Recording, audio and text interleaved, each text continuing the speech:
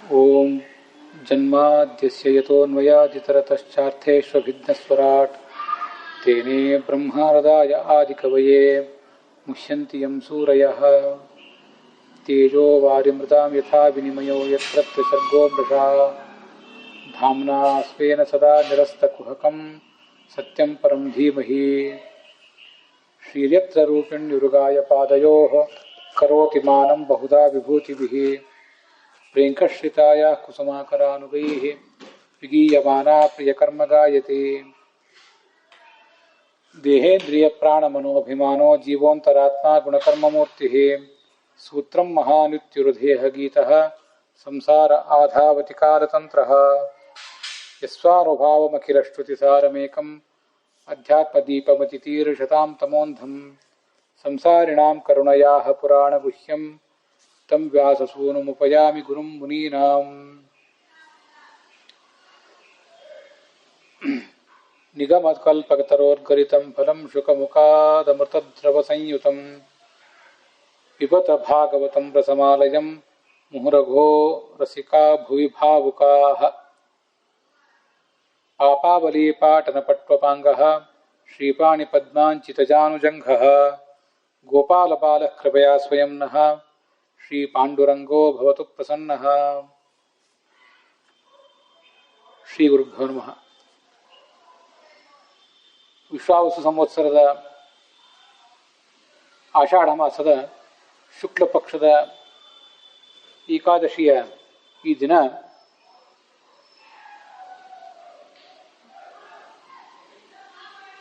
ಭಗವಂತನ ಸನ್ನಿಧಾನದಲ್ಲಿ, ಉಪ ಅಂದರೆ ಭಗವಂತನ ಸನ್ನಿಧಾನದಲ್ಲಿ, ಅವನ ಸಮೀಪ ನಾವು ವಾಸ ಮಾಡ್ತಿದ್ದೀವಿ. ಉಪವಾಸ ಅಂದರೆ ನಮಗೀಗಾಗಲೇ ಅನೇಕ ಬಾರಿ ಕೇಳಿ ಗೊತ್ತಿರುವಂತೆ ನಿರಾಹಾರನಾಗಿ ಭಗವಂತನ ಧ್ಯಾನದಲ್ಲೇ ತೊಡಗುವುದು. ಅದಲ್ಲದೆ ಭಗವಂತನ ಸಮೀಪ ವಾಸ ಮಾಡೋದು. ಕೇವಲ ಭಗವಂತನ ಸಮೀಪ ಸುಮ್ಮನೆ ಕೂತ್ಕೊಂಡಿರೋದಲ್ಲ, ಭಗವಂತನ ಸಮೀಪ ಇದ್ದು ಆತನ ಕುರಿತಾಗಿ ಪ್ರವಚನ ಶ್ರವಣ ಇತ್ಯಾದಿಗಳನ್ನು ಮಾಡೋದು, ಮತ್ತು ಕೀರ್ತನವನ್ನು ಮಾಡುವುದು. ಹೀಗೆಲ್ಲ ಮಾಡಿದರೆ ಅದು ನಿಜವಾದ ಉಪವಾಸ ಅಂತ ಕರೆಸ್ಕೋತದೆ. ಅದರಲ್ಲಿ ಭಾಗವತದ 1ನೇ ಸ್ಕಂದದ 9ನೇ ಅಧ್ಯಾಯದ 31ನೇ ಶ್ಲೋಕ ನಾವು ನೋಡ್ತಿದ್ದೀವಿ. 31ನೇ ಶ್ಲೋಕದವರೆಗೆ ಮುಕ್ತಾಯ ಕಂಡಿದೆ. 32ನೇ ಶ್ಲೋಕವನ್ನು ನಾವಿವತ್ತು ನೋಡಬೇಕು. ಧರ್ಮರಾಜ ದೊಡ್ಡದೊಂದು ಸಂಕಟಕ್ಕೆ ಸಿಲುಕಿದ್ದ. ನಾನು ಬಂಧು ಹತ್ಯೆ ಮಾಡಿಸಿಬಿಟ್ಟೆ, ಆದ್ದರಿಂದ ನನಗೊಂದು ದೊಡ್ಡ ಪಾಪ ಬಂತು. ಈ ಪಾಪವನ್ನು ಕಟ್ಟಿಕೊಂಡು ರಾಜ್ಯ ಆಳುವುದು ಹೇಗೆ ಅಂತ ಸಂಕಟಪಟ್ಟ.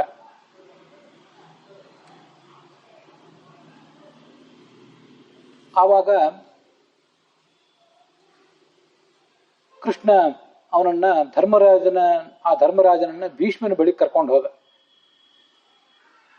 ಭೀಷ್ಮನ ಬಳಿಗೆ ಹೋಗಿ ಎಲ್ಲ ಧರ್ಮದ ರಹಸ್ಯಗಳನ್ನ, ಪಾಪ ಯಾವುದು, ಪುಣ್ಯ ಯಾವುದು, ಧರ್ಮ ಯಾವುದು, ಅಧರ್ಮ ಯಾವುದು ಅನ್ನೋದನ್ನ ತಿಳಿಸಲಿಕ್ಕೆ ಅಂತ ಕರ್ಕೊಂಡು ಹೋದ. ಅಲ್ಲೇ ಅನೇಕ ಜನ ಋಷಿಗಳು ಬಂದರು, ಅವನ ತಮ್ಮಂದರು ಬಂದರು. ಸಮೀಪದಲ್ಲಿ ಕೂತ್ಕೊಂಡಂಥ ಕೃಷ್ಣನನ್ನ ನೋಡಿದ ಭೀಷ್ಮ. ಅವಾಗ ಅವನು ಬಾಣಗಳ ಹಾಸಿಗೆ ಮೇಲೆ ಮಲಗಿದ್ದ. ಕೃಷ್ಣನೇ ಎದುರಿಗೆ ಕೂತ್ಕೊಂಡಿದ್ದನ್ನು ನೋಡಿ ಅವನನ್ನ ಮನಸ್ಸಿನಿಂದಲೇ ಪೂಜಾ ಮಾಡಿದ. ಮತ್ತೆ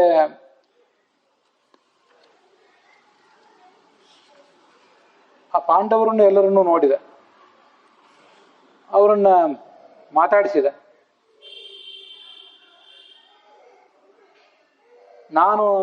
ನನ್ನ ಶರೀರವನ್ನು ಈಗ ಪರಿತ್ಯಾಗ ಮಾಡಬೇಕಾಗಿದೆ, ನನಗೆ ಅಂತ್ಯಕಾಲ ಬಂದಿದೆ, ನನಗೆ ಅಂತ್ಯಕಾಲ ಬರುವವರೆಗೂ ನನ್ನ ಈ ಭಗವಂತ ನೋಡ್ತಾ ಇರಲಿ ಅಂತ ಅಪೇಕ್ಷೆ ಪಟ್ಟ.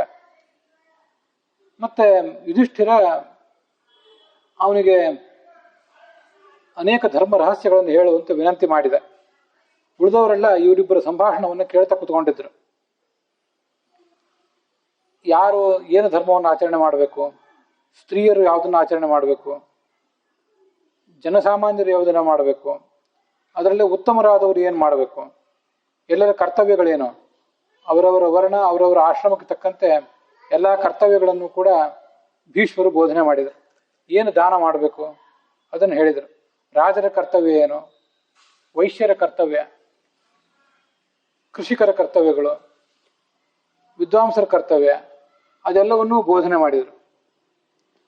ಹೀಗೆ ಮಾಡ್ತಾ ಮುಂದುವರಿತಾ ಇದ್ದಂತೆ ಉತ್ತರಾಯಣ ಬಂತು. ಉತ್ತರಾಯಣದಲ್ಲಿ ಮರಣ ಆದರೆ ಒಳ್ಳೆಯದು, ಶ್ರೇಷ್ಠ ಅಂತ ಹೇಳ್ತಾರೆ. ಹಾಗಂಥೇಳಿ ದಕ್ಷಿಣಾಯನದಲ್ಲಿ ಮರಣಿಸಿದವರಿಗೆ ಪಾಪ ಅಂತ ಏನಿಲ್ಲ, ಅವರಿಗೆ ಸದ್ಗತಿ ಆಗೋದಿಲ್ಲ ಅಂತ ಏನಿಲ್ಲ. ಆದರೂ ಉತ್ತರಾಯಣ ಅಂತ ಅನ್ನೋದೊಂದು ಸದ್ಗತಿಯ ಕಾಲ. ಎಲ್ಲ ಬೋಧನೆ ಮಾಡಿ ತನ್ನ ಮಾತನ್ನು ನಿಲ್ಲಿಸಿದ ಈ ಭೀಷ್ಮ. ಎದುರುಗಡೆ ಕೃಷ್ಣ ಇದ್ನಲ್ಲ, ಅವನನ್ನೇ ನೋಡ್ತಿದ್ದ. ಈ ಹಿಂದೆ ಅವನಲ್ಲಿ ಅನೇಕ ಅಮಂಗಳಗಳು ಪಾಪಗಳು ಇದ್ದವು, ಅವೆಲ್ಲ ತೊಳೆದು ಹೋಗಿದ್ದವು. ಅಮಂಗಳಿದ್ದವು, ಅನೇಕ ಪಾಪಗಳನ್ನು ತಾನೇ ಮಾಡಿದ್ದ. ಅದು ನಾವು ಈ ಹಿಂದೆ ನೋಡಿದ್ದೇವೆ. ಅವನ ಹಿಂದೆ ದೇವಲೋಕದಲ್ಲಿದ್ದಾಗ ವಸಿಷ್ಠನ ಒಂದು ಆಕಳನ್ನು ಕದಿಯುವ ಪ್ರಯತ್ನ ಮಾಡಿದ್ದ. ಆ ಪಾಪದ ಫಲವಾಗಿ ಭೂಮಿಯಲ್ಲಿ ಹುಟ್ಟಿ ಬಂದಿದ್ದ. 600 ವರ್ಷ ಕಾಲ ಭೂಮಿಯ ಮೇಲೆ ಬದುಕಿದ್ದ. ಆಯುಧಗಳ ಏಟು ತಿಂದಿದ್ದ. ಪ್ರಾಣಾಂತಕವಾದಂತಹ ವೇದನೆ ಇತ್ತು. ಅದೆಲ್ಲ ಈಗ ನೋವು ಹೋಗಿತ್ತು.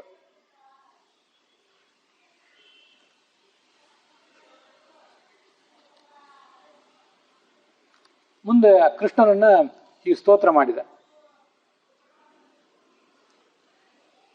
ಈ ಭಗವಂತನಿಗೆ ತಾನು ಅವತಾರ ಮಾಡಬೇಕಾದಂತಹ ಅನಿವಾರ್ಯತೆ ಏನೂ ಇಲ್ಲ.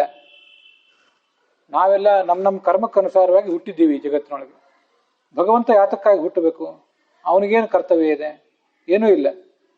ಆದರೂ ಈ ಜಗತ್ತಿನ ಜನರ ಉಪಕಾರಕ್ಕಾಗಿ ಹುಟ್ಟಿ ಬರ್ತಾನೆ. ಅಂಥವನನ್ನು ಸ್ತೋತ್ರ ಮಾಡ್ತೇನೆ. ಕಮಲದ ಮುಖ, ಕಮಲದಂತೆ ಶೋಭಿಸುವ ಮುಖ, ಹೊಳೆಯುವ ಸೂರ್ಯನಂತೆ ಪ್ರಕಾಶಮಾನವಾದಂತಹ ಪೀತಾಂಬರ ಹುಟ್ಟಿದ್ದಾನೆ. ನೀಲವರ್ಣದ ಮೈಕಾಂತಿ ಇದೆ. ಅರ್ಜುನನ ಗೆಳೆಯ ಈ ಕೃಷ್ಣ, ಅವನು ನನ್ನ ಎದುರಿಗಿದ್ದಾನೆ. ಅವನಲ್ಲೇ ನನ್ನ ಮನಸ್ಸು ಹರಿಯಲಿ. ಈ ಹಿಂದೆ ಕುರುಕ್ಷೇತ್ರದ ಯುದ್ಧ ನಡೆದಾಗ ಅಲ್ಲಿ ಏನು ದೃಶ್ಯ ಇತ್ತು, ಏನು ವಿದ್ಯಮಾನ ನಡೆದಿತ್ತು ಅನ್ನೋದನ್ನ ನೆನಪು ಮಾಡ್ಕೋತಿದ್ದಾನೆ ಭೀಷ್ಮ. ರಣರಂಗದಲ್ಲಿ ವಿಪರೀತ ಧೂಳು ಎದ್ದಿರ್ತದೆ ಎಲ್ಲ ಕಡೆ. ಕುದುರೆಗಳ, ಆನೆಗಳ ಸಂಚಾರ ಇತ್ಯಾದಿಗಳ ಆಗಿ ನೆಲದಿಂದ ಧೂಳು ಎದ್ದಿರ್ತದೆ. ಆ ಧೂಳೆಲ್ಲ ಈ ಕೃಷ್ಣನ ಮುಖಕ್ಕೂ ಕೂಡ ಮೆತ್ಕೊಂಡಿತ್ತು. ಅವನ ಕೂದಲುಗಳಿಗೂ ಕೂಡ ಮೆತ್ಕೊಂಡಿತ್ತು. ಆ ಮುಖದ ಮೇಲೆ ಏನು ಬೆವರು ಬಂದಿತ್ತು, ಮುಖದ ಮೇಲಿನ ಬಂದ ಬೆವರನ್ನ ಆ ಕೂದಲು ಒರೆಸಿತ್ತು. ಕೃಷ್ಣನ ಕೂದಲು ಆ ಕಡೆ ಈ ಕಡೆ ಹಾರಾಡುವ ಕೂದಲು ಒರೆಸಿತ್ತು. ನಾನು ಅರ್ಜುನನ ಮೇಲೆ ಬಾಣ ಪ್ರಯೋಗ ಮಾಡಿದ್ದೆ, ಕೃಷ್ಣನ ಮೇಲೂ ಬಾಣ ಪ್ರಯೋಗ ಮಾಡಿದ್ದೆ. ಭೀಷ್ಮ ಕೌರವರ ಪಕ್ಷದಲ್ಲಿದ್ದ, ಕೃಷ್ಣ ಪಾಂಡವರ ಪಕ್ಷದಲ್ಲಿದ್ದ. ಅರ್ಜುನ ಮತ್ತು ಭೀಷ್ಮ ಮುಖಾಮುಖಿಯಾದಾಗ ಭೀಷ್ಮರ ಮೇಲೆ ಅರ್ಜುನ ಬಾಣ ಪ್ರಯೋಗ ಮಾಡಿದಂತೆ ಭೀಷ್ಮರು ಕೂಡ ಅರ್ಜುನನ ಮೇಲೆ, ಅವನ ಸಾರಥಿಯಾದಂಥ ಕೃಷ್ಣನ ಮೇಲೂ ಬಾಣ ಪ್ರಯೋಗ ಮಾಡಿದ್ರು. ಆದರೆ ಕೃಷ್ಣನಿಗೇನು ಗಾಯ ಏನಾಗಲಿಲ್ಲ, ಕವಚ ಒಡೆಯಲೂ ಇಲ್ಲ. ಆದರೆ ಮೈಯೆಲ್ಲ ಗಾಯ ಆದಂತೆ ತೋರಿಕೊಂಡ. ಭಗವಂತ ಆದ್ರಿಂದ ಅವನಿಗೇನು ಗಾಯ ನೋವು ಇಲ್ಲ, ಆದರೆ ಹಾಗೆ ಕಾಣಿಸಿಕೊಂಡ. ಅಂಥವನಲ್ಲಿ ನನ್ನ ಮನಸ್ಸು ನೆಲೆ ನಿಲ್ಲಲಿ.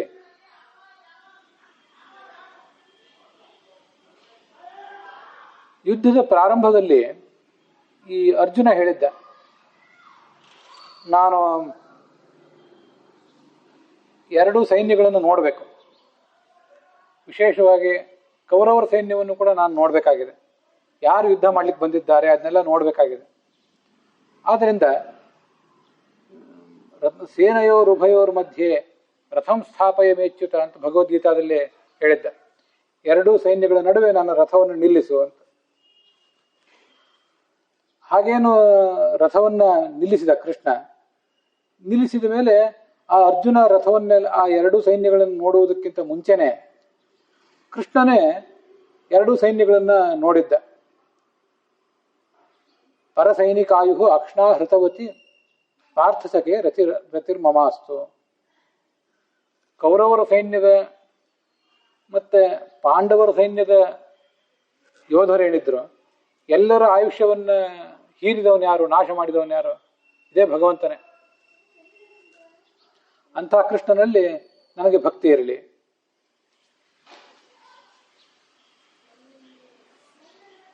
ಈ ಅರ್ಜುನ ಅಲ್ಲಿ ಎದುರಿಗೆ, ಸೈನ್ಯದ ಎದುರಿಗೆ ನಿಂತು ತನ್ನ ಬಂಧುಗಳು ಬಾಂಧವರು ಇವ್ರನ್ನೆಲ್ಲ ಕಂಡಾಗ ಯುದ್ಧ ಬೇಡ ಅಂತ ಆಲೋಚನೆ ಮಾಡಿದ್ದ. ನನಗೆ ಪಾಪ ಬರ್ತದೆ, ಯುದ್ಧ ಬೇಡ ಅಂತ ಆಲೋಚನೆ ಮಾಡಿದ್ದ. ಅವನ ಮೂರ್ಖತನವನ್ನು ನಾಶ ಮಾಡಲಿಕ್ಕೆ ಗೀತೋಪದೇಶ ಮಾಡಿದ ಕೃಷ್ಣ. ಗೀತೋಪದೇಶ ಮಾಡಿ ಅವನನ್ನ ಕರ್ತವ್ಯದ ಕಡೆಗೆ ತೊಡಗಿಸಿದ. ಅಂಥವನ ಪಾದದಲ್ಲಿ ಯಾವತ್ತೂ ಕೂಡ ನನಗೆ ಭಕ್ತಿ ಇರಲಿ. ಈ ಕೃಷ್ಣ ನನಗೋಸ್ಕರ, ಭೀಷ್ಮನಿಗೋಸ್ಕರ ತನ್ನ ಪ್ರತಿಜ್ಞೆ ಬಿಟ್ಟವನು. ಅವನ ಪ್ರತಿಜ್ಞೆ ಏನಿತ್ತು? ನಾನು ಆಯುಧ ಹಿಡಿಯೋದಿಲ್ಲ ಅಂತ ಅವನ ಪ್ರತಿಜ್ಞೆ ಇತ್ತು. ಆಯುಧ ನೀವೆಲ್ಲರೂ ಹಿಡಿಯಿರಿ, ನಾನು ಮಾತ್ರ ಆಯುಧ ಹಿಡಿಯೋದಿಲ್ಲ, ಆಯುಧ ಹಿಡಿಯದೆ ನಾನು ಕೇವಲ ಸಾರಥಿಯಾಗಿರ್ತೇನೆ ಅಂತ ಅವನ ಪ್ರತಿಜ್ಞೆ ಇತ್ತು. ನಮಗದು ಗೊತ್ತಿದೆ. ಆದರೆ ತಾನೇ ಮಾಡಿದ ಪ್ರತಿಜ್ಞೆಯನ್ನು ಅವನು ಮರೆತು ಭೀಷ್ಮನನ್ನ ಸಂಹಾರ ಮಾಡಿಬಿಡ್ತೀನಿ ಅಂತ ಕೈಯಲ್ಲಿ ಚಕ್ರ ಹಿಡದ. ಭೀಷ್ಮ ಬಹಳ ಪ್ರಬಲವಾಗಿ ಪರಾಕ್ರಮದಿಂದ ಯುದ್ಧ ಮಾಡಲಿಕ್ಕೆ ತೊಡಗಿದ್ದ. ಅವನ ಎದುರಿಗಿದ್ದಂಥ ಅರ್ಜುನ ಅಜ್ಜ, ಭೀಷ್ಮನ ಅಜ್ಜ, ಅವನ ಮೇಲೆ ಬಾಣಪ್ರಯೋಗ ಹೇಗೆ ಮಾಡಲಿ ಅಂತ ಬಿರುಸಿನಿಂದ ಯುದ್ಧ ಮಾಡಲಿಲ್ಲ. ಆವಾಗ ಕೃಷ್ಣನಿಗೆ ಅಸಮಾಧಾನ ಆಯಿತು. ಹಾಗಾದ್ರೆ ಈ ಭೀಷ್ಮನನ್ನ ತಾನೇ ಕೊಂದು ಬಿಡ್ತೇನೆ ಅಂತ ಕೈಯಲ್ಲಿ ಚಕ್ರ ಹಿಡದ. ತಾನು ಪ್ರತಿಜ್ಞೆ ಮಾಡಿದ್ದ ಚಕ್ರ ಆಯುಧ ಹಿಡಿಯೋದಿಲ್ಲ ಅಂತ. ಆದರೂ ತನ್ನ ಪ್ರತಿಜ್ಞೆಯನ್ನು ಬಿಟ್ಟು ಭೀಷ್ಮನಿಗಾಗಿ, ಅರ್ಜುನನಿಗಾಗಿ ಕೈಯಲ್ಲಿ ಚಕ್ರ ಹಿಡದ. ರಥದಿಂದ ಕೆಳಗೆ ಹಾರಿದ. ಅವನು ಮೈ ಮೇಲೇನು ಹೊತ್ಕೊಂಡಿದ್ದನ ಉತ್ತರೀಯ, ಅದು ಹಾರಿ ಬಿದ್ದಿತ್ತು, ಗತೋತ್ತರೀಯ. ಆದರೆ ಅದನ್ನು ಅವನು ಗಮನಿಸಲಿಲ್ಲ. ಚಕ್ರ ಹಿಡಿದು ನನ್ನ ಕಡೆಗೆ ಧಾವಿಸಿ ಬಂದ. ಆನೆಯನ್ನು ಕೊಲ್ಲಿಕ್ಕೆ ಸಿಂಹ ಬಂದಂತೆ. ನಾನು ಬಾಣಪ್ರಯೋಗ ಮಾಡಿದಾಗ ಅವನಿಗೇನೂ ಆಗಿರಲಿಲ್ಲ. ಆದರೂ ಕವಚ ಎಲ್ಲ ಒಡೆದು ಹೋಗಿ ರಕ್ತ ಸೋರುವಂತೆ ತೋರಿಕೋತಾ ಇದ್ದ. ಅರ್ಜುನ ತಡದ, ಹೋಗಬೇಡ, ನಾನೇ ಯುದ್ಧ ಮಾಡ್ತೀನಿ, ನಂದು ತಪ್ಪಾಯಿತು, ನಾನು ಬಿರುಸಿನಿಂದ ಯುದ್ಧ ಮಾಡಬೇಕಾಗಿತ್ತು, ಆದರೆ ಮಾಡಲಿಲ್ಲ, ನಂದು ತಪ್ಪಾಯಿತು, ನೀನು ಹಿಂದೆ ಬಾ, ನಾನೇ ಯುದ್ಧ ಮಾಡ್ತೀನಿ ಅಂತ ಅರ್ಜುನ ಅವನನ್ನು ತಡದ. ಆದರೂ ಅರ್ಜುನನನ್ನು ಲೆಕ್ಕಿಸದೆ ಕೃಷ್ಣ ಮುಂದೆ ಓಡಿ ಬಂದಿದ್ದ. ಅಂಥ ಕೃಷ್ಣ ಯಾವತ್ತೂ ನನಗೆ ಸುಖ ಕೊಡಲಿ ಅಂತ ಪ್ರಾರ್ಥನೆ ಮಾಡಿದ ಈ ಭೀಷ್ಮ.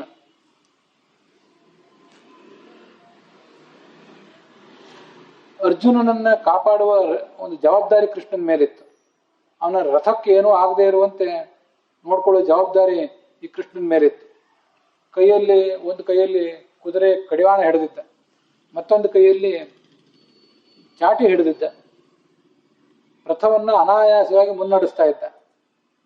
ಅಂಥ ಅತ್ಯಂತ ಮೋಹಕವಾದಂತಹ ಸುಂದರವಾದ ರೂಪ ಆ ಕೃಷ್ಣಂದು, ಆ ಕುರುಕ್ಷೇತ್ರದಲ್ಲಿ ಕಾಣ್ತಾ ಇದ್ದ ರೂಪ. ಅದನ್ನ ಆ ಕುರುಕ್ಷೇತ್ರದ ಯುದ್ಧದಲ್ಲಿ ಸಾಯುವ ಅನೇಕ ಜನ ಯೋಧರು ಆ ಕೃಷ್ಣನನ್ನು ನೋಡಿದ್ರಲ್ಲ, ಸಾಯುವಾಗ ಕೃಷ್ಣನನ್ನು ನೋಡ್ತಾ ಸತ್ರಲ್ಲ. ಅದರಿಂದ ಅವರಿಗೆ ಸದ್ಗತಿ ಆಯಿತು. ನಾನು ಕೂಡ ಈಗ ಸಾಯುವವನಿದ್ದೇನೆ, ನನಗೆ ಆ ಭಗವಂತನಲ್ಲಿ ಭಕ್ತಿ ಇರಲಿ, ಯಾವತ್ತು ಅವನ ಕಡೆ ಮನಸ್ಸು ಹೋಗದೇ ಇರಲಿ. ಕೃಷ್ಣ ಹಿಂದೆ ವೃಂದಾವನದಲ್ಲಿದ್ದಾಗ, ಮಥುರಾದಲ್ಲಿದ್ದಾಗ, ಮತ್ತೆ ದ್ವಾರಕಾದಲ್ಲಿ ಇದ್ದಾಗ ಅವನ ಪ್ರೇಯಸಿಯರು, ಅವನ ಪತ್ನಿಯರು ಮೊದಲಾದವರು ನಿತ್ಯ ಆತನ ಜೊತೆಗೆ ಇರ್ತಿದ್ರಲ್ಲ. ಕೃಷ್ಣನ ವ್ಯಕ್ತಿತ್ವಕ್ಕೆ ಅವರು ಮಾರು ಹೋಗಿದ್ರು. ಅವನ ಸುಂದರವಾದಂತಹ ನಡಿಗೆ, ಅವನ ಮೋಹಕವಾದಂತಹ ಹಾವಭಾವಗಳು, ಅವನ ಮೆಲು ನಗೆ, ಪ್ರೀತಿಯಿಂದ ತುಂಬಿದ ನೋಟ, ಇದನ್ನೆಲ್ಲ ನೋಡಿ ಅವರು ಮಾರು ಹೋಗಿದ್ರು. ಅವ್ರು ಏನು ಮಾಡಿದ್ರು? ತಾವು ಅವನಿಗೆ ಪೂಜಾ ಮಾಡಬೇಕಲ್ಲ. ಹೇಗೆ ಪೂಜಾ ಮಾಡಿದ್ರು? ಗರ್ಭಗುಡಿಯೊಳಗೆ ದೇವರಿದ್ರೆ ಅಲ್ಲಿ ಅಭಿಷೇಕ ಮಾಡ್ತಾರೆ, ಅಲಂಕಾರ ಮಾಡ್ತಾರೆ, ನೈವೇದ್ಯ ಮಾಡ್ತಾರೆ, ಮಂಗಳಾರತಿ ಮಾಡ್ತಾರೆ. ಇದು ಪೂಜಾ. ಭಗವಂತನಿಗೆ ಪೂಜಾ ಹೇಗೆ ಮಾಡಿದ್ರು ಅಂದ್ರೆ, ಅವನು ಅವರ ಕಡೆಗೆ ಪ್ರೇಮದ ನೋಟ ಬೀರ್ತಾ ಇದ್ದ.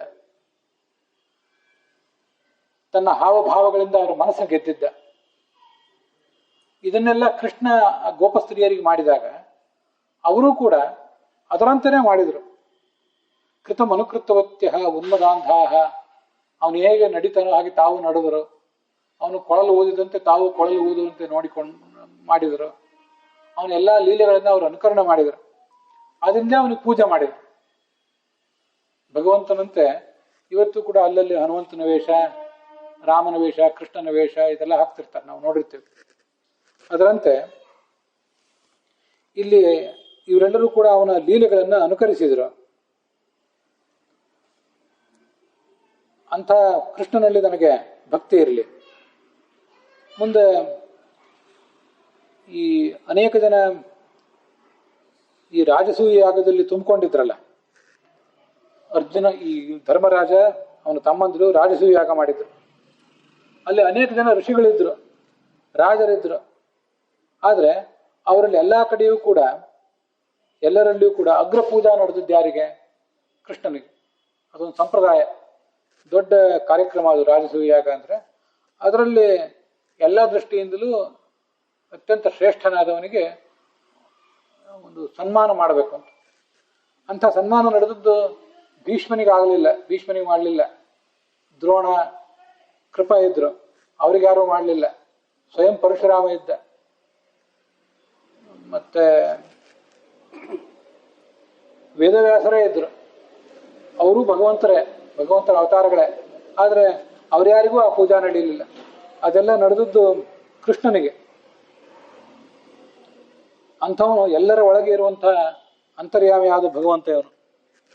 ಅವನು ನನಗೀಗ ಕಣ್ಣಿಗೆ ಕಾಣ್ತಾ ಇದ್ದಾನೆ, ಎಲ್ಲರೂ ಒಳಗಿದ್ದಾನೆ, ನಮ್ಮೆಲ್ಲರೂ ಒಳಗಿದ್ದಾನೆ. ಆದರೆ ಹೊರಗೆ ನಮ್ಗೆ ಯಾರಿಗೂ ಕಾಣಿಸ್ತಾ ಇಲ್ಲ. ಆದರೆ ಇವತ್ತು ನನ್ನ ಕಣ್ಣಿಗೆ ಇವನು ಕಾಣ್ತಿದ್ದಾನೆ. ಈಕ್ಷಣೀಯೋ ಮಮ ದೃಷಿಗೋಚರ ಏಷ ಆವಿರಾತ್ಮ. ಭೀಷ್ಮ ಆ ಕೃಷ್ಣನ ಬಗ್ಗೆ ಹೇಳಿದೆ. ನಮ್ಮೆಲ್ಲರ ಕಣ್ಣಿನಲ್ಲಿ ಸೂರ್ಯ ಇದ್ದಾನೆ. ಕಣ್ಣಿನೊಳಗೆ ಸೂರ್ಯನ ಒಂದು ಅಂಶ ಇರ್ತದೆ. ಆದ್ರಿಂದ ನಮಗೆಲ್ಲ ಕಣ್ಣು ಕಾಣಿಸ್ತದೆ. ಇಲ್ಲದೆ ಹೋದ್ರೆ ಕಣ್ಣೇನು ಕಾಣಿಸ್ತದೆ? ಕಾಣಿಸೋದಿಲ್ಲ. ಅದರಂತೆ ಎಲ್ಲ ಕಣ್ಣುಗಳಲ್ಲಿ ಸೂರ್ಯ ಇರುವಂತೆ ನಮ್ಮೆಲ್ಲರ ಹೃದಯದಲ್ಲಿ ಭಗವಂತ ಒಬ್ಬನೇ ಇದ್ದಾನೆ. ಭಗವಂತ ಒಳಗೆ ಹೃದಯದಲ್ಲಿರೋದ್ರಿಂದ ನಮ್ಮೆಲ್ಲರ ಕೆಲಸ ನಡೆದಿದೆ. ಈಶ್ವರ ಸರ್ವಭೂತಾನ ಹೃದ್ದೇಶೇರ್ಜುನ ತಿಷ್ಠತಿ ಭ್ರಾಮಯನ್ ಸರ್ವಭೂತಾನಿ ಯಂತ್ರಾರೂಢಾನಿ ಮಾಯಯ ಅಂತ ಭಗವದ್ಗೀತಾದಲ್ಲಿ ಹೇಳ್ತಾರೆ. ಎಲ್ಲರ ಹೃದಯದಲ್ಲಿಯೂ ಕೂಡ ಈಶ್ವರ ಇದ್ದಾನೆ. ಅವನಿಗೆ ಹೆಸರೇನು? ಈಶ್ವರ ಅಂತ ಹೇಳಿ. ಈಶ್ವರ ಅಂದ್ರೆ ಎಲ್ಲರನ್ನೂ ಆಳುವವನು, ಎಲ್ಲರ ಒಡೆಯ ಅಂತ ಅರ್ಥ. ಯಂತ್ರಾರೂಢಾನಿ ಮಾಯಯ, ಒಬ್ಬ ಯಂತ್ರಜ್ಞನಾದವನು ಆ ಯಂತ್ರಕ್ಕೆ ಸಿಕ್ಕಿ ಬಿದ್ದಿರುವಂತ ಎಲ್ಲರನ್ನೂ ಆಡಿಸ್ತಾ ಇರ್ತಾನೆ. ಜಾತ್ರೆಗಳಲ್ಲಿ ನಡೀತಿರ್ತದೆ. ಕೆಳಗಿಂದ ಮೇಲಾದ್ರೂ ಹೋಗ್ತಿರ್ತದೆ ಆ ಯಂತ್ರ, ಅಥವಾ ಸುತ್ತಲಾದ್ರೂ ತಿರುಗುತ್ತಿರ್ತದೆ. ಆ ಯಂತ್ರದಲ್ಲಿ ಎಲ್ಲರೂ ಕೂತ್ಕೊಂಡು ಮೋಜು ಮಾಡ್ತಿರ್ತಾರೆ. ಹೀಗೆ ಯಂತ್ರದಲ್ಲಿ ಕೂತಿರುವಂತಹ ಅವರನ್ನೆಲ್ಲ ಹೇಗೆ ಆಟ ಆಡಿಸ್ತಾನಲ್ಲ ಒಬ್ಬ ತಂತ್ರಜ್ಞ, ಹಾಗೆ ಈ ಜಗತ್ತು, ಈ ಸಂಸಾರದ ಚಕ್ರ ಅನ್ನೋದೊಂದು ದೊಡ್ಡ ಯಂತ್ರ. ಈ ಮಹಾಯಂತ್ರವನ್ನ ತನ್ನ ಮಾಯೆಯಿಂದ ತಿರುಗಿಸ್ತಾ ಇದ್ದಾನೆ ಇವನು. ಒಳಗಿದ್ದಾನೆ. ಆದರೆ ನನಗೆ ಮಾತ್ರ ಪ್ರತ್ಯಕ್ಷ ಕಾಣ್ತಿದ್ದಾನೆ. ಎಲ್ಲರ ಹೃದಯದಲ್ಲಿ ಇರುವವನು ಅವನೇ, ನಮ್ಮ ಎದುರಿಗೆ ಕಾಣಿಸ್ತಾ ಇರುವವನು ಅವನೇ. ಭಗವಂತ ಬೇರೆ ಅಲ್ಲ. ನಾನು ಆ ಭಗವಂತನನ್ನು ಬೇರೆ ಅಂತ ತಿಳಿದಿಲ್ಲ. ಎಲ್ಲ ಕಡೆಯೂ ಭಗವಂತ ಒಬ್ಬನೇ. ಒಂದೊಂದು ಜಾತಿಗೆ, ಒಂದೊಂದು ಮತಕ್ಕೆ, ಒಂದೊಂದು ಪಂಥಕ್ಕೆ ಬೇರೆ ಬೇರೆ ಭಗವಂತ ಇಲ್ಲ. ಎಲ್ಲ ಕಡೆಯೂ ಕೂಡ ಭಗವಂತ ಇರುವುದು ಒಬ್ಬನೇ. ವಿಧೂತ ಭೇದ ಮೋಹ. ಭಗವಂತ ಒಬ್ಬೊಬ್ರಿಗೊಬ್ಬೊಬ್ಬ ಭಗವಂತ ಅನ್ನುವಂಥ ಭ್ರಾಂತಿಯನ್ನ ಸಾಧಕನಾದವನು ಬಿಡಬೇಕು. ಭೀಷ್ಮರು ಅದನ್ನು ಬಿಟ್ಟಿದ್ರು. ಎಲ್ಲರದು ಆಚರಣೆಗಳು ಬೇರೆ ಬೇರೆ ಆಗಿರ್ಬೋದು, ಅವರವರ ಹಬ್ಬಗಳು ಬೇರೆ ಬೇರೆ ಆಗಿರ್ಬೋದು. ಭಗವಂತ ಮಾತ್ರ ಎಲ್ರಿಗೂ ಒಬ್ಬನೇ. ಅನೇಕ ಜನ ಭಗವಂತರಿಲ್ಲ. ಭಗವಂತ ಬೇರೆ ಬೇರೆ ಆಗಿದ್ದಾನೆ, ನಮಗೊಬ್ಬ ದೇವರು ನಿಮಗೊಬ್ಬ ದೇವರು ಅನ್ನೋ ಭ್ರಾಂತಿಯನ್ನು ಬಿಟ್ಟಾಗಲೇ ಮನುಷ್ಯ ಮೇಲೆ ಇರ್ತಾನೆ. ಈ ಕೌರವರ ಪಾಂಡವರೊಳಗೆ ಈ ವೈರ ಹುಟ್ಟಿತಲ್ಲ, ದ್ವೇಷ ಹುಟ್ಟಿತಲ್ಲ, ಆದ್ರಿಂದ ಅವರು ಯುದ್ಧ ಮಾಡಿದ್ರಲ್ಲ. ಇದಕ್ಕೆಲ್ಲ ಕಾರಣ ಯಾರು? ಕೃಷ್ಣನೇ ಕಾರಣ ಅಷ್ಟೆ. ಈ ಜಗತ್ತಿನಲ್ಲಿ ಎಲ್ಲೇ ಯಾರಲ್ಲೇ ಪರಸ್ಪರ ಪ್ರೀತಿ ವಿಶ್ವಾಸ ಅದು ನಡೆದ್ರೆ ಅದಕ್ಕೂ ಭಗವಂತನೇ ಕಾರಣ. ಅದು ಬಿಟ್ಟು ಎಲ್ಲಾರು ಜಗಳ ನಡೆದ್ರೆ ಅದಕ್ಕೂ ಭಗವಂತನೇ ಕಾರಣ ಆಗಿರ್ತಾನೆ. ಕಾಡಿನಲ್ಲಿ ಬಿದಿರುಗಳು ಇರ್ತವೆ. ಬಿದಿರಿಗೆ ವಂಶ ಅಂತ ಹೇಳ್ತಾರೆ ಸಂಸ್ಕೃತದಲ್ಲಿ. ಆ ಬಿದಿರುಗಳ ನಡುವೆ ಪರಸ್ಪರ ತಿಕ್ಕಾಟಾಗಿ ದೊಡ್ಡ ಕಾಡ್ಗಿಚ್ಚು ಹತ್ಕೋತದೆ. ಕೆಲವು ಸರಿ ಕಾಡಿನಲ್ಲೇ ಸುಟ್ಟಾಗ್ತದೆ. ಉಳಿದು ಕಾಡು ಸುಡದೆ ಹೋದ್ರೂ ಯಾವೆರಡು ಬಿದಿರುಗಳ ನಡುವೆ ಸಂಘರ್ಷ ಆಗಿರ್ತದೋ ಆ ಬಿದಿರುಗಳಂತೂ ನಷ್ಟ ಆಗಿ ಹೋಗ್ತವೆ. ವಂಶ ಅಂದ್ರೆ ಬಿದಿರು ಹೌದು, ವಂಶ ಅಂದ್ರೆ ಕೌರವ ಪಾಂಡವ ವಂಶವೂ ಹೌದು. ಕೌರವರ ಪಾಂಡವರ ವಂಶದ ನಡುವೆಯೂ ಕೂಡ ವೈರದ ಬೆಂಕಿ ಹತ್ತೋಂತ ಮಾಡಿದವನು ಇವನೇ. ಆದ್ರಿಂದ ಆ ಕೌರವರು ಪಾಂಡವರು ವಂಶ ಎಲ್ಲ ಹಾಳಾಗಿ ಹೋದವು. ಅವನು ಭಕ್ತರ ಸಂಸಾರದ ದುಃಖಕ್ಕೆ ಪರಿಹಾರಕನೂ ಹೌದು. ಅವನ ಪಾದಕಮಲಕ್ಕೆ ನಾವು ಮಣಿದರೆ ಆ ಸಂಸಾರದ ದುಃಖವೂ ಕೂಡ ಪರಿಹಾರ ಕಾಣುತ್ತದೆ. ಅಂಥವನನ್ನ ನನ್ನ ಹೃದಯದಲ್ಲಿ ಧ್ಯಾನಿಸ್ತೇನೆ. ಹೃದಯ ಪರಿರಭ್ಯ ಜಹಾಮಿ ಮರ್ತ್ಯ ನೀಡಂ. ನೀಡ ಅಂದ್ರೆ ಗೂಡು. ಸಾಮಾನ್ಯವಾಗಿ ಹಕ್ಕಿಗಳು ವಾಸ ಮಾಡ್ತಿರ್ತಾವಲ್ಲ, ಅವುಗಳ ಒಂದು ವಾಸಸ್ಥಾನವನ್ನ ನೀಡ, ಗೂಡು ಅಂತ ಹೇಳ್ತಿರ್ತಾರೆ. ನಮಗೆ ನಿಮ್ಗೆಲ್ಲರಿಗೂ ಕೂಡ ಇದೊಂದು ದೇಹ ಬಂದಿದೆಯಲ್ಲ, ಇದೊಂದು ಗೂಡಿದ್ದಂತೆ. ಯಾಕೆ ಗೂಡು ಅಂದ್ರೆ ನಾವು ಕೂಡ ಪಕ್ಷಿಗಳಿದ್ದಂತೆ. ಅದನ್ನು ಶಾಸ್ತ್ರ ಹಾಗೆ ಹೇಳಿದೆ. ಜಗತ್ತು ಅನ್ನೋದೊಂದು ಗಿಡ, ಅದರಲ್ಲಿ 2 ಹಕ್ಕಿಗಳಿವೆ. ನಮ್ಮ ದೇಹ ಅನ್ನೋದೊಂದು ಗೂಡು, ನಮ್ಮ ದೇಹ ಅನ್ನೋದೊಂದು ವೃಕ್ಷ, ಇದೊಂದು ದೊಡ್ಡ ಮರ. ಅದರೊಳಗೆ ಹೃದಯದ ಗೂಡಿನಲ್ಲಿ 2 ಹಕ್ಕಿಗಳಿವೆ. ಜೀವ ಒಂದು ಹಕ್ಕಿ, ಪರಮಾತ್ಮ ಇನ್ನೊಂದು ಹಕ್ಕಿ ಅಂತ ಶಾಸ್ತ್ರ ವರ್ಣನೆ ಮಾಡಿವೆ. ಹೀಗೆ ನಮ್ಮ ಈ ನಶ್ವರವಾದಂಥ ದೇಹವೆಂಬ ಗೂಡನ್ನ ನಾನೀಗ ತೊರೆಯಬೇಕಾಗಿದೆ. ನಾನು ತೊರೆದು ಹೋಗೋನಿದ್ದೇನೆ, ಅವನನ್ನು ಧ್ಯಾನ ಮಾಡ್ತಾ ತೊರೀತೇನೆ ಅಂತ ಆ ಭಗವಂತನಲ್ಲಿ ತನ್ನ ಮನಸ್ಸನ್ನ, ಮಾತನ್ನ, ಕಣ್ಣು ಎಲ್ಲವನ್ನೂ ಅವನಲ್ಲೇ ನೆಟ್ಟಿದ್ದ. ಬೇರೆ ಏನನ್ನೂ ಅವನು ಆಲೋಚನೆ ಮಾಡ್ತಿರ್ಲಿಲ್ಲ. ಕೊನೆಗೆ ಅಂತ ಶ್ವಾಸ ಉಪಾರಮತ್. ಶ್ವಾಸ, ನಾವೆಲ್ಲರೂ ಸಾಯುವಾಗ ಶ್ವಾಸ ನಮ್ಮ ಕೈಯಲ್ಲಿ ಏನಿರ್ತದೆ? ನಮ್ಮ ಮನಸ್ಸೇ ನಮ್ಮ ಕೈಯಲ್ಲಿರೋದಿಲ್ಲ, ಯಾವುದೂ ನಮ್ಮ ಕೈಯಲ್ಲಿರೋದಿಲ್ಲ. ಸಾಯ್ತೀನಲ್ಲ ಅಂತ ಭಯಾನಕವಾದ ದುಃಖವೇ ನಮ್ಮನ್ನು ಕಾಡ್ತಿರ್ತದೆ. ನಮ್ಮ ಸುತ್ತಮುತ್ತಿದ್ದವರಿಗೂ ಕೂಡ ನಮ್ಮ ಸಾವು ಒಂದು ಭಯಾನಕವೇ. ಅವರಿಗೂ ದುಃಖ, ಅವರಿಗೂ ಆತಂಕ. ನಮಗೂ ಈ ದೇಹವನ್ನು ಬಿಟ್ಟು ಹೋಗ್ಲಿಕ್ಕೆ ಮನಸ್ಸಿಲ್ಲ. ಇಂಥ ಪರಿಸ್ಥಿತಿ ನಮ್ಮದು ಬಂದಿರ್ತದೆ. ಅವಾಗೇನು ಪ್ರಾಣಾಯಾಮ ಮಾಡ್ತೀವಿ? ಬದುಕಿದ್ದಾಗ ಪ್ರಾಣಾಯಾಮ ಮಾಡುವುದೇ ಕಷ್ಟ, ಸಾಯುವಾಗ ಏನು ಪ್ರಾಣಾಯಾಮ ಮಾಡ್ತೇವೆ? ಅಂತಹ ಸಂದರ್ಭದಲ್ಲಿ ಶ್ವಾಸವನ್ನು ನಿಯಂತ್ರಣದಲ್ಲಿ ಇಟ್ಕೊಂಡು ಈ ಶ್ವಾಸದ ಮೂಲಕ ಜೀವ ಹೊರಗೆ ಹೋಗ್ಬೇಕು. ಆ ಥರ ಮಾಡಿಕೊಂಡ ಅವನು. ಭಗವಂತನನ್ನ ಸ್ಮರಣೆ ಮಾಡ್ತಾ ಪ್ರಾಣ ಪರಿತ್ಯಾಗ ಮಾಡಲಿಲ್ಲ, ಸ್ಮರಣೆ ಮಾಡಿ ಆದಮೇಲೆ ಪ್ರಾಣ ಪರಿತ್ಯಾಗ ಮಾಡಿದ. ಅದೊಂದು ವ್ಯತ್ಯಾಸ. ಸಾಯುವ ಕಾಲದಲ್ಲಿಯೂ ಕೂಡ ಜೀವ ದೇಹದಿಂದ ಹೊರಗೆ ಹೋಗುವಾಗಲೂ ಕೂಡ ಭಗವಂತನನ್ನ ನೆನಿತಾನೆ ದೇಹ ತ್ಯಾಗ ಮಾಡಿಬಿಟ್ರೆ ಮತ್ತೆ ಮರಳಿ ಬರೋದಿಲ್ಲ. ಭಗವಂತನ ಬಳಿಗೆ ಹೋಗಿಬಿಡ್ತಾನೆ. ಭಗವದ್ಗೀತಾ ಹಾಗೆ ಹೇಳ್ತದೆ, ಹಿಂದೆ ಅದನ್ನು ನೋಡಿದ್ದೇವೆ ನಾವು. ಆದ್ರೆ ಭೀಷ್ಮನಿಗೆ ನೇರವಾಗಿ ಭಗವಂತನನ್ನೇ ಹೋಗಿ ತಲುಪುವ, ಪುನರ್ಜನ್ಮ ಹೊಂದದೇ ಇರುವಂತಹ ಕಾಲ ಇನ್ನೂ ಬಂದಿದ್ದಿಲ್ಲ, ಪಕ್ವ ಆಗಿಲ್ಲ. ತಾನೇನು ಸ್ವರ್ಗಲೋಕದಲ್ಲಿ ಜೀವ ಅನ್ನುವ ಹೆಸರಿನಿಂದ ಇದ್ನಲ್ಲ, ಅಲ್ಲಿ ಹೋಗಿ ಅವನು ಸೇರ್ಕೋಬೇಕಾಗಿತ್ತು. ಅವನು ಇನ್ನೂ ಅನೇಕ ಬಾರಿ ಹುಟ್ಟಬೇಕಾಗಿದೆ, ಇನ್ನೂ ಅನೇಕ ಕಾರ್ಯಗಳನ್ನು ಮಾಡಬೇಕಾಗಿದೆ. ಭಗವಂತನನ್ನು ಇದೇ ಕ್ಷಣದಲ್ಲಿ ಹೋಗಿ ತಲುಪುವ ಕಾಲ ಇನ್ನೂ ಪಕ್ವ ಆಗಿಲ್ಲ. ಅದಕ್ಕೆ ಸ್ಮರಣೆ ಮಾಡ್ತಾ ಭಗವಂತನನ್ನು ಅವನು ತಲುಪಲಿಲ್ಲ. ಸ್ಮರಣೆ ಮಾಡಿ ಆದ್ಮೇಲೆ ಭಗವಂತನ ಮರೆವು ಆಯಿತು, ಮುಂದೆ ಹೋಗಿಬಿಟ್ಟ, ತನ್ನ ಲೋಕಕ್ಕೆ ಹೋದ. ವಿಷ್ಣು ಮಾಯಾ ತದಾ ತೇಷ ಮನೋಭಾಷ್ಯಂ ಕರಿಷ್ಯತಿ ಜ್ಞಾನಿನಾಮಪಿ ಕಾಯಿತ್ಯಾಗ ಕ್ಷಣೆ ಅಂತ ಒಂದ್ ಕಡೆ ಅದನ್ನ ವರ್ಣನೆ ಮಾಡ್ತಾರೆ. ಭಗವಂತನನ್ನು ಏನೆಲ್ಲ ಧ್ಯಾನ ಮಾಡಬೇಕು ಅಂತ ದೃಢವಾದ ಮನಸ್ಸಿನಿಂದ ಕೂತಿದ್ರು ಸಾಯುವ ಕ್ಷಣದಲ್ಲೂ ಕೂಡ ಭಗವಂತನ ಮಾಯ ನಮ್ಮ ಮನಸ್ಸನ್ನ ಚಂಚಲ ಮಾಡಿಬಿಡ್ತದೆ. ಭಗವಂತ ಮರೆತು ಹೋಗಿಬಿಡ್ತಾನೆ ಕೊನೆಯ ಕ್ಷಣದಲ್ಲಿ. ಆವಾಗ ಎಲ್ಲಿ ಹೋಗ್ಬೇಕೋ ಅಲ್ಲಿ ಹೋಗಿ ಹುಟ್ಟು ಬಿಡ್ತೇವೆ. ಇದು ನಮ್ಮ ಸ್ಥಿತಿ ಆಗ್ತದೆ. ಆದ್ರಿಂದ ಶರೀರವನ್ನು ಅವನು ಪರಿತ್ಯಾಗ ಮಾಡಿದ್ನಲ್ಲ, ಅದಕ್ಕಿಂತ ಮುಂಚೆ ಏನ್ ಮಾಡಿದ? ಅಲ್ಲಿವರೆಗೆ ಅವನು ಮಾತಾಡ್ತಿದ್ನಲ್ಲ, ಭೀಷ್ಮ ಮಾತಾಡ್ತಿದ್ದ, ಮಾತು ನಿಲ್ಲಿಸಿದ್ದ, ಭಗವಂತನ ಧ್ಯಾನಕ್ಕೆ ತೊಡಗಿದ್ದ. ಸಾಯುವಕ್ಕಿಂತ ಮುಂಚೆ ಅಸಂಪ್ರಜ್ಞಾತ ಸ್ಥಿತಿಗೆ ಹೋದ. ಅಸಂಪ್ರಜ್ಞಾತ ಸ್ಥಿತಿ ಅಂದ್ರೆ ಒಂದು ಸಮಾಧ್ಯವಸ್ಥೆ, ಭಗವಂತನನ್ನೇ ಧ್ಯಾನ ಮಾಡುವ ಒಂದು ಸ್ಥಿತಿ. ಅದಕ್ಕೆ ಏರಿದೆ. ಸಂಪದ್ಯಮಾನ ಆಜ್ಞಾಯ ಬ್ರಹ್ಮಂ ಬ್ರಹ್ಮಣಿ ನಿಷ್ಕಳೆ. ಆ ಸ್ಥಿತಿಗೆ ಏರಿದ, ಭಗವಂತನ ಧ್ಯಾನ ಮಾಡಿದ. ಅದಾದ್ಮೇಲೆ ಭಗವಂತನನ್ನು ಧ್ಯಾನಿಸುವುದನ್ನು ಬಿಟ್ಟು ಮತ್ತೆ ತನ್ನ ಶರೀರ ಪರಿತ್ಯಾಗ ಮಾಡಿದ. ಆ ಸಂದರ್ಭದಲ್ಲಿ ಹೇಗಾಗಿತ್ತು? ಎಲ್ಲರೂ ಮೌನವಾಗಿ ಕೂತರು. ಅಲ್ಲಿವರೆಗೆ ಪ್ರವಚನ ಮಾಡ್ತಿದ್ನಲ್ಲ, ಪ್ರವಚನ ಮಾಡುವಾಗ ನಡುವೆ ಅವರವರು ಶಬ್ದಗಳು ಮಾಡ್ತಿದ್ರು, ಏನೇನೋ. ಕೆಲವರು ಭಲೆ ಅಂತಿದ್ರು, ಕೆಲವರು ಇನ್ನೊಂದ್ಸರಿ ಹೇಳ್ರಿ ಅಂತಿದ್ರು. ಯಾವುದ್ಯಾವ ಧರ್ಮ ಸೂಕ್ಷ್ಮಗಳನ್ನು ಹೇಳ್ತಿದ್ನಲ್ಲ, ನಡುವೆ ಅವ್ರ ಶಬ್ದ ಕೇಳಿ ಬರ್ತಿತ್ತು. ಬಹಳ ಪ್ರವಚನಕ್ಕೆ ಅಡ್ಡಿಯಾಗುವಂಥ ಶಬ್ದ ಏನು ಅವ್ರು ಯಾರು ಮಾಡ್ತಿರ್ಲಿಲ್ಲ. ಎಲ್ಲರೂ ಪ್ರವಚನ ಕೇಳಬೇಕು ಅಂತ ಆಸಕ್ತರಾಗಿ ಕೂತವ್ರೆ. ಪ್ರವಚನದ ಆಸಕ್ತಿಯನ್ನು ತೋರಿಸುವಂತಹ ಶಬ್ದಗಳನ್ನೇ ಅವ್ರು ಮಾಡ್ತಿದ್ರು. ಆದರೆ ಒಂದು ಬಾರಿ ಭೀಷ್ಮ ತನ್ನ ಮಾತು ನಿಲ್ಲಿಸಿದ ಮೇಲೆ, ಭಗವಂತನ ಸಮಾಧಿಗೆ ಅವನು ಜಾರಿದ ಮೇಲೆ ಇವರು ಮಾತು ನಿಲ್ಲಿಸಿದರು. ಅದು ಹೇಗಿದೆ ಅಂದರೆ, ಸಾಯಂಕಾಲದ ಹೊತ್ತಿನಲ್ಲಿ ಎಲ್ಲ ಹಕ್ಕಿಗಳು ಕೂಡ ಚಿಲಿಪಿಲಿ ಗುಟ್ಟುವುದನ್ನು ನಿಲ್ಲಿಸ್ತವೆ, ನಿಲ್ಲಿಸಿ ಮೌನ ಆಗ್ತವೆ. ಆಮೇಲೆ ಯಾವತ್ತೂ ಶಬ್ದ ಕೇಳಿಸೋದಿಲ್ಲ. ಯಾವತ್ತೂ ಶಬ್ದ ಕೇಳಿಸ್ತಿರುವುದು, ಯಾವತ್ತೂ ಸದ್ದು ಗದ್ದಲ ಕೇಳಿಸ್ತಿರುವುದು ಮನುಷ್ಯನ ಮಾತ್ರ. ಅವನಿಗೆ ಹಗಲು ರಾತ್ರಿ ಯಾವುದೂ ಇಲ್ಲ. ಎಲ್ಲ ಕಾಲದಲ್ಲೂ ಅವನ ಚಟುವಟಿಕೆಗಳು, ಧಾರ್ಮಿಕ ಚಟುವಟಿಕೆ ಆದ್ರೆ ಅಡ್ಡಿ ಇಲ್ಲ, ಕೇವಲ ಐಹಿಕ ಚಟುವಟಿಕೆಗಳೇ ಅವನ ಗದ್ದಲವೇ ಕೇಳಿಸ್ತಿರ್ತದೆ.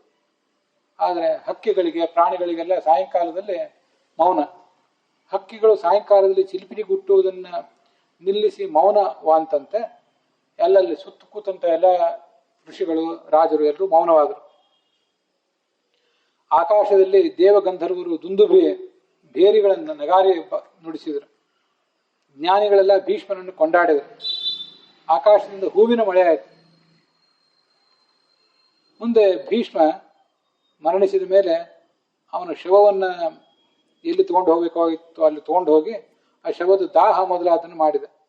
ಅದಾದ್ಮೇಲೆ ಕೆಲವು ಕಾಲ ದುಃಖಿತನಾಗಿ ಸುಮ್ಮನೆ ಕೂತ್ಕೊಂಡಿದ್ದ. ಅಲ್ಲಿದ್ದಂಥ ಮುನಿಗಳೆಲ್ಲರೂ ಕೂಡ ಕೃಷ್ಣನನ್ನ ರಹಸ್ಯವಾದ ನಾಮಗಳಿಂದ, ಅರ್ಥಗರ್ಭಿತವಾದ ನಾಮಗಳಿಂದ ಸ್ತೋತ್ರ ಮಾಡಿದರು. ಮತ್ತೆ ಅವನನ್ನು ತಮ್ಮ ಎದೆಯೊಳಗೆ ತುಂಬಿಕೊಂಡು ತಮ್ಮ ತಮ್ಮ ಆಶ್ರಮಕ್ಕೆ ಅವರು ತೆರಳಿದರು. ಧರ್ಮರಾಜನು ಕೃಷ್ಣನ ಜೊತೆಗೆ ಹಸ್ತಿನಾವತಿಗೆ ಹೋದ. ಧೃತರಾಷ್ಟ್ರ, ಗಾಂಧಾರಿ ಅವರಿಗೆ ನಡೆದ ಸುದ್ದಿಯನ್ನೆಲ್ಲ ಮೊದಲೇ ತಿಳಿಸಿದ್ರು ಯಾರೋ, ಅವ್ರಿಗೂ ಕೂಡ ಸಮಾಧಾನ ಹೇಳಿದೆ. ಅಲ್ಲಿಗೆ 9ನೇ ಅಧ್ಯಾಯ, 1ನೇ ಸ್ಕಂದದ 9ನೇ ಅಧ್ಯಾಯ ಸಮಾಪ್ತವಾಗ್ತದೆ. ಹುಸಿಯನಾಡಿ ಹೊಟ್ಟೆ ಹೊರೆವ ವಿಷಯದಲ್ಲಿ ರಸಿಕನೆಂದು ಹುಸಿಗೆ ಹಾಕಿದಿರೋ ಇನ್ನು ಹೃಷಿಕೇಶನೆ, ಈಶನಿನ್ನ ಚರಣ ಭಜನೆ ಆಸೆಯಿಂದ ಮಾಡುವೆ, ದೋಷ ರಾಶಿ ನಾಶ ಮಾಡು ಶ್ರೀಶ ಕೇಶವ. ಶ್ರೀಕೃಷ್ಣಾರ್ಪಣ ವಸ್ತು.